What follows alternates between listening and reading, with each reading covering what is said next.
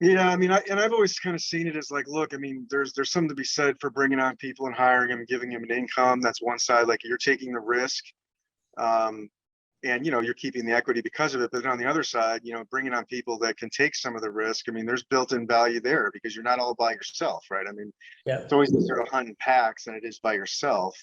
But at the same token, I think sometimes people get I think they get scared. I would say to our audience, like some of the younger entrepreneurs, and maybe you can tell me what you tell your students at the school there, but they get afraid that, hey, man, too much red tape, too much bureaucracy, too many people, too many cooks in the kitchen is going to slow this thing down. And I just can't move that slow. So how have you seen in the things that you've done to combat that kind of, you know, uh, drudgery of getting everybody on the same page to make decisions? How do you do that effectively? Yeah. So one is that, we use the corporate structure, we use the C Corp, we have a board, and so even though there's a lot of stakeholders, they're not all making day-to-day decisions, right? So that's one that's maybe obvious, but So you guys run it like we run as if we're going to succeed and we don't wait to get formal. Like we do it right out of the gate the right way. yeah. Okay. That's Yeah. interesting. Yeah, we form C corps immediately, and we have a board, and and so you have a couple key decision makers. The other thing is I do try to give, I really try to let people own their losses and their wins. So I try to, like, someone reports to me, I try the best I can to give them the autonomy to build something that they want to build, but then, and if it's not looking like it's going the way I want, I try to help guide a little bit, but I do try to let them, inherit that win if they make it or suffer the loss. So I think that way they're making a lot of their own decisions. So I'm not feeling, it doesn't slow things down. I think you're right. If I'm sitting at the top, right, in my golden throne, and every decision comes through me, it's going to be terribly slow. Right. Even if I believe my decision making is good, it's just such a slow process that it just could be too late. So, we do have the board, which guides the overall business, but then we try to say, all right, here's your corporate goals, go get them, and then each unit tries to build that culture down. So it's not a bureaucracy of decision making. And it's not the case. Old orthopedic businesses, man, they are brutal with that.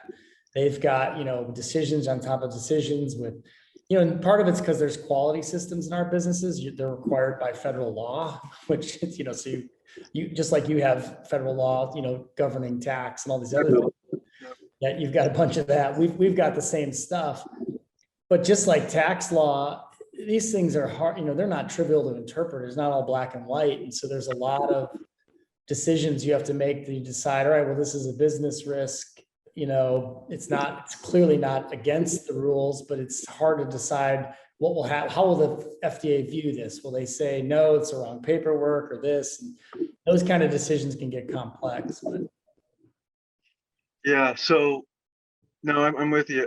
So what do you think are like, what are Ken's sort of, secrets of an effective team? I mean, you obviously, I don't know if it's ever something you ever thought about, but it's a big, it's a topic.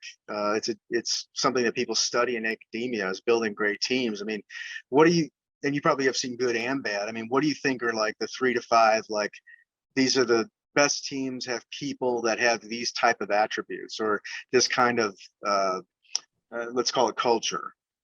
yeah, it differs amongst areas, as but for startups in med device, maybe the stuff I do has broader applicability, but I'll say at least for sure in startups and med device, I've built good teams by really giving people true responsibility. So they come in, I don't look at their age or their experience, and I say, what do you think you can do? And if they think they can do it, we give them the responsibility, and if they fail, and we move on. But I think that is important because that feeds down to their people. And the people I've had seen trouble building real teams, for example, they say, oh, I have a minion. Now my minion can do all the crap I don't want to do. And, that's kind of a short-lived situation, right? The person, if the minion's terrible, they'll do it forever, but they're terrible anyway. So they're probably not getting much done. If they're great, they don't want to do it. You know, they're eventually like, why am I doing all this, the bad stuff? And so I really try to give the people that work for me directly and then encourage them to give real responsibility and really, push the real tasks over to everyone that, and the stuff that they want to do, and let people have some freedom to do it the way they want.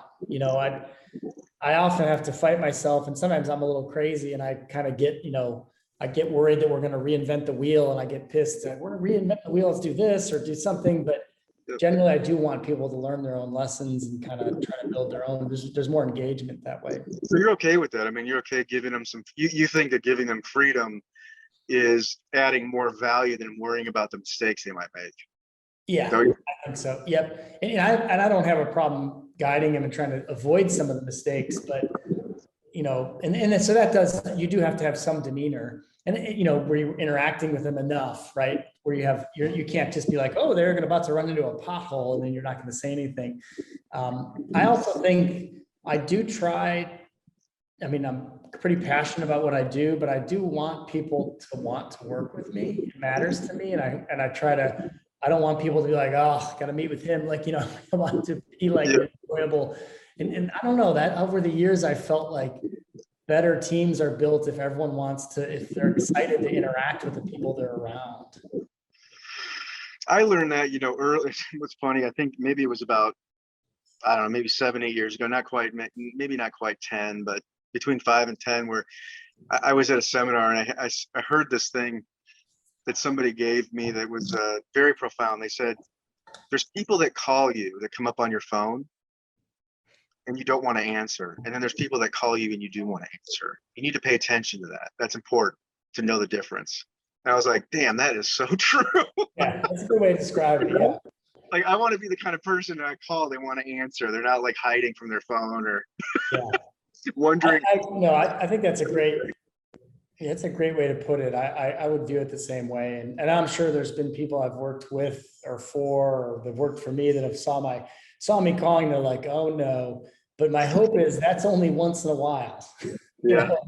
There's always those calls that no one wants to receive, but I'm hoping on balance, they're pleased with seeing me calling.